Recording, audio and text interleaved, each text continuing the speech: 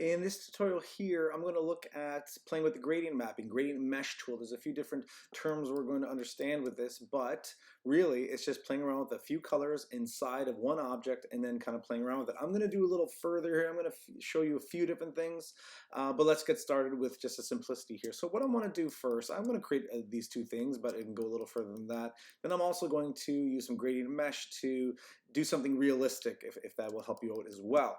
So I'm going to start off with a circle, just a basic circle. Hold down Option and Shift to make it a perfect circle that stretches from the center. And there's my circle. What I'm going to do, I'm going to give it a base color. I'll give it a base color of something very bright to start off. And that's all I want to do is look at the mesh tool. Now there's two different ways to access mesh or to put mesh onto something. Here I have a mesh tool right on my toolbar. Mesh tool, if you can't see it, once again, you can go to Window and Toolbars and make sure it's advanced and the mesh tool will show up.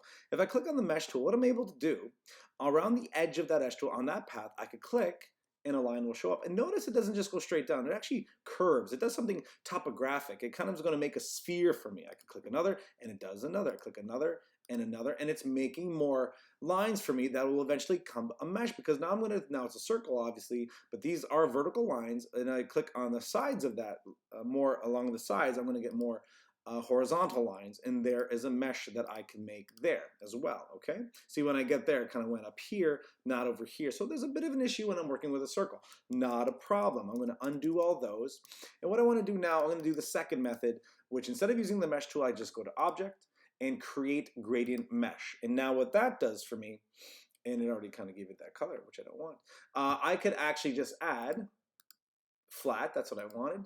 I don't want to center or to edge. I just want it to be flat. And I could say how many rows I want. Now this could be many rows if I want to be a lot of detail, but mainly what I'm doing here is I'm going to be able to add each of these points, each of these patches will have a different color. So mainly that's all the mesh tool does, as well as the Freeform Gradient tool. It brings colors together, creates gradients that are very controlled, very tight, very clean looking, as you can see right here, but that's kind of all it really does, but it does it in a great way. So I'm just going to do a 4x4 just to start, and I'm going to say okay. And now what I can do, I can hover over and I could click on these individual points at cross section, okay? So I'm going to click on a point here, and I'm just going to add a color to it. It could be a bright color, but see what it does.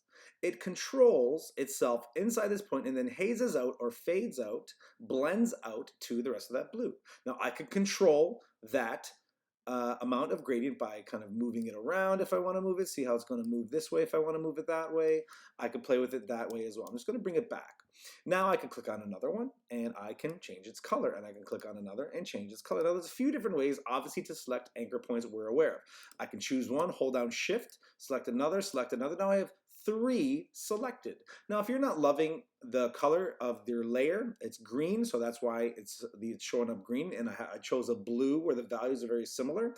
I could just double click and I could change up that green to red, say, so that way it doesn't, it's a little easier to see which points are being selected and aren't. So these 3 are selected, so what I could do, I just click on another color. And there I go. Those 3 were selected. They are now yellow. I missed this one. And now they are blending in to these other colors. Now what also I could do, I could select an area. See what happened? I just selected this area here, and 1, 2, 3, 4 were selected. Now what happens when I click on it? This whole area becomes it. So this patch now became that color. If I click on just that line, let's see what happens. Nothing. So either click on the patch, which will select this, this, this, and this in that area, or select individual points. Or another great way to do it is using the lasso tool. The lasso tool, just like in Photoshop, does that thing. I could just make a quick selection, a very organic selection, and I could select as many things as I want. And once again, I could just make and add colors there. All those colors were not very nice, so let's choose something else. There I go. So I could keep on selecting and selecting. I could make a selection like this and select like that, and that's all. That's all I really want to show you with how we can select things, how we can make things somewhat interesting and do that. And that is kind of how we bring these colors together. Once again, if I want to change up how the colors interact, I can play around with the control arms of the individual nodes. But keep in mind, if I look at this, the control arms, there's actually, let me go down here where I can see a little bit better.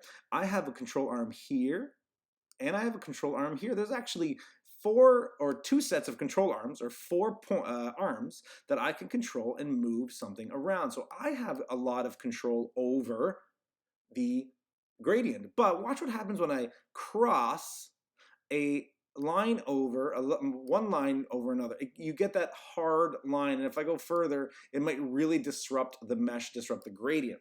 So we want to be careful how we do that, how smooth you want it to be or not, and control that. If, of course, just like normally using Illustrator and using the pen tool and all that, controlling the arms, I could actually break the arm by holding down, what is it here?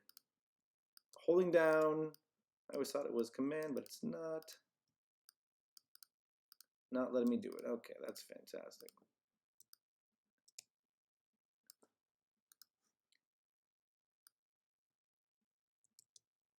No, not letting me break that arm, which I was hoping I was able to do. But I think in this situation, I would have to use the anchor point tool, and then I could break that arm. There we go. So the anchor point tool will allow me to break that arm. So in this situation, I can't just break the arm using Option or Shift with my direct selection tool. I have to use the anchor point tool, and now I have control just over that one arm, and I can move things around just like that, which is pretty cool. Once again, it gives me more control over the gradient. So that's all I wanted to show you with this, but I want to go one step further. I want to show you the warp tool. Now the warp tool is under the width tool. There's a warp tool, twirl tool, pucker, bloat, scallop, crystallize, and wrinkle. We're just going to quickly play around with these just to show you the different things they do. Now I have a certain size brush right now to control the warp, but before I do anything, let me double click on the warp tool and let's see some of the options I have. So I can actually change the width and height of my brush. I can change up the angle if I want to change up the angle, and the intensity. I'm just going to bring the intensity down to say 25% because when I click, I don't want it to go crazy, but I want to have some more control over it. I could change up the warp options, how much detail I want, how it simplifies, and obviously, yes, I want to show the brush size. But I'm going to show you a little trick about the brush size in just a second. So the angle, I'm just going to leave it 0. It's fine. The height and width, let's make these both the same so it's circular. Okay, and I'm just going to say, okay, now there it is, and I can now start warping this. So what I mean by warp, just click inside and see what happens. I'm going to click once, and I'm going to click. Not much happens. But if I click and drag, see what starts to happen? I am moving that 25%. Imagine if I was moving that 100%, it'd be a lot more. So I'm just warping this, and what I'm doing, I'm warping the lines and the points, and what's happening is I'm just making those gradients blend a little bit differently together. And I could also grab an outside point and warp it in, and obviously now I'm distorting my circle, which is totally fine. But here's something I could do. I want to change the brush size. I feel it's too small or too big, doesn't matter. I could actually hold down Option, and nothing changes except the brush size. I could squeeze it in or squeeze it out. I'm going to make it a little bit bigger. I let go of the Option button, and now I have a larger brush, and I could do different things with it. Okay, let's continue on with another warp, a twirl tool. So let's see what the twirl tool does. I'm going to hold on Option again to shrink it down. I'll hold down Shift to keep it as a circle. Okay, there we go. And I'm just going to start, ooh, that one really fast, right? And look what happened, how they all intertwine, and now I have these sharp edges. Let me undo that, and let me just do quick little selections. Once again, if I double click on it, I can say, no, you know what, let's go 10% intensity, and I can just slowly click on some of these, and they're just twirling the points where the brush is. Let's continue on with the next one, the pucker tool. Pucker usually sucks things in. It's like pucker as if you're like sucking on a lemon. It sucks things in. So I'm just bringing things in together. Okay, now the next one is bloat, the opposite. It's going to bloat, it's going to enlarge those areas. Okay, now I'm doing a lot of different things here, but we're just playing around getting used to it. The scallop tool will take those points and it kind of drags out the line but keeps the points intact, making these sharp areas but with curvature. Next, I'm going to choose the crystallize tool. Crystallize tool kind of does the same thing, but it pumps them out as opposed to bringing them in. So it's kind of almost the opposite of the scallop tool. And last one I'm going to look at is the wrinkle tool. So the wrinkle tool kind of does that idea. It wrinkles, it subtly wrinkles, which is actually kind of a cool effect. It wrinkles the lines and the points, and it seems like it adds points, but that might just been from another one, another tool. But it just wrinkles those areas. If you could see, if I zoom in a little bit more, it just starts to wrinkle that and create this really random line, which is actually really, really cool. So that, I just wanted to show you once again. We made a circle, we added a mesh tool to it, we added object and create gradient mesh. We use those points and those patches to create to add new colors where the colors blend in and create a nice gradient, which is beautiful. And then we just warp them around. Now the next thing I want to show you is the Freeform Gradient tool. So I'm going to go to that gradient tool right here. And what I can do now is I'm going to click on that freeform. So normally I have my gradient to be, sorry, my computer's going a little bit slower right now. I have the option to have my radial, my linear, and my freeform gradient. So on the freeform gradient, I'm able to do something very similar to the mesh tool, but it has its differences. So by default, it already added 5 points, but if I want to get rid of those points, I could just trash the point here, and it would just get rid of those points. Or I could just add a point just by clicking. So for now, I'm just going to get rid of these points just to give you an idea how we could initially start here. Now, probably more often than not, like I always say, there's going to be 2. It takes 2 colors or 2 points to create a gradient. So here is one already. So what I can do, I could double click on this color and it opens up a few things for me, this is such a great tool to use in Illustrator. I have option to change the opacity, change the spread. I can use the color picker, the color tool. I could go grayscale, RGB, HSB, CMYK.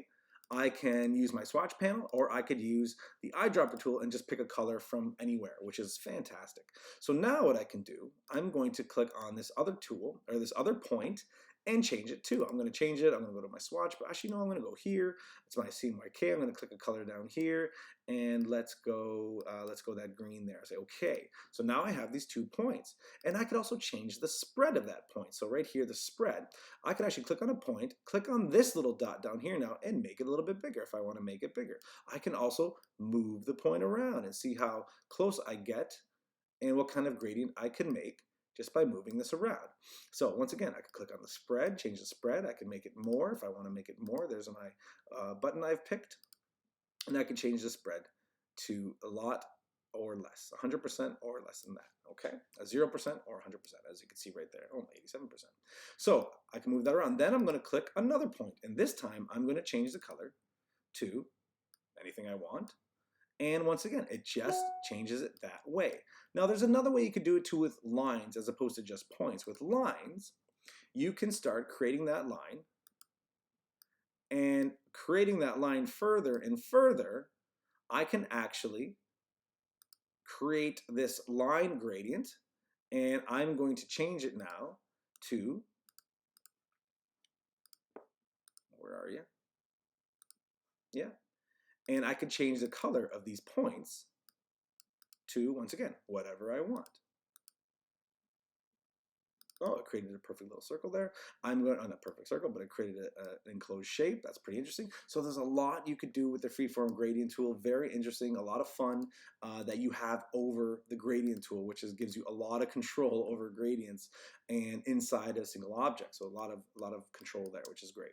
The next thing I want to do is I want to show you the Gradient Mesh tool, but using it more in a realistic form and taking what we've learned here, but applying it to something more detailed, but also getting a lot out of it too, okay? So what I'm going to do here, I'm going to make a new layer. So this one is on the base layer. It's locked, which I've already locked it. And what I can do now is I'm able to click on it, click on my new layer, and I'm going to start creating a mesh with just this grape here, just to show you a way that we can do this. Now, you could do this with a real face, you could do this with skin tones, you could do this with anything you want, quite frankly, but a lot of people use fruit. I still haven't found a great use for this. I don't really get into too realistic of things to play around with, but fruit seems to be an interesting way to show you the benefits of the gradient mesh. So I'm just going to continue with that, just using a nice grape here. So what I'm going to do, I've created a shape, the circle, and I just kind of made it work to roughly the idea of what that circle would be. Now, you might have odd shapes, you might have any kind of shape, quite frankly, like a face or something that you wanted to do. You're gonna have to use the pen tool and make it work.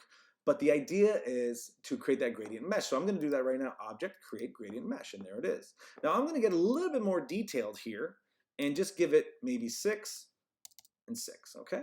So what I can do, I'm just going to say okay. Now there's a little trick here to make this work even faster. I'm going to see each of these. Let me get rid of this for now. Let me get rid of the fill if I can. It's not letting me get rid of the fill. Maybe it has to stay there, not because it's a mesh. That's totally fine. I want to be able to choose the colors in behind this per each point. So I'm going to show you that. And a quick way to do that, I have my gradient set up, my mesh set up. I'm going to hold down Command and click on the eye. And it's going to toggle the visibility. But look what it did. It got rid of the fill, but kept the mesh there. So now what I can do, I could actually select each of those points and change it to the color that's close by it. And by doing that, I'm just going to click on my A tool, which is the direct select shortcut, A, the A keyboard. And then I, for the eyedropper, I'm going to go back and forth, and start clicking on each of these points and click on the color that's close by it. So I'm going to start right here. I've clicked on that. I'm going to press I, and it turns to the eyedropper. I click on the point, and now it is that color. I'm going to click on my A, make another point, click on I, click another. Click on A, click a point, click on I, and click a color close to it. And I'm going to keep on doing that over and over till I get all these points covered. And what's going to happen is that it's choosing all those subtle colors. Now keep in mind there are some textures here that it will not pick up because the textures are something else you might want to add in later. Right now it's just picking kind of the tones of this grape or whatever you have underneath. And it's just doing that. So I'm pressing A and I, going between A and I, okay? And that is going to create a really nice textures. So let me, a very nice gradient. So each of these, it's a subtlety. I'm creating little subtleties here of how these little colors, you see the pixels in there, of how they're going to come together and blend really, really well to make up this grape.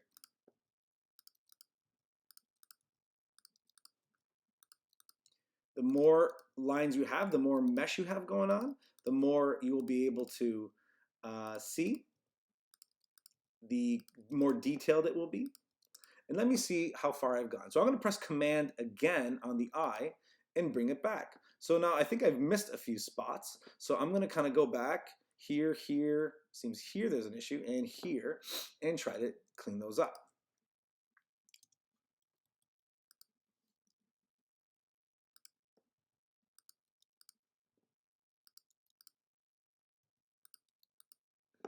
And let's see where we're at here.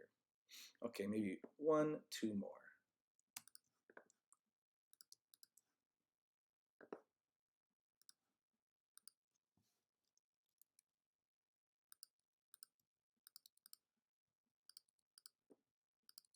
All right.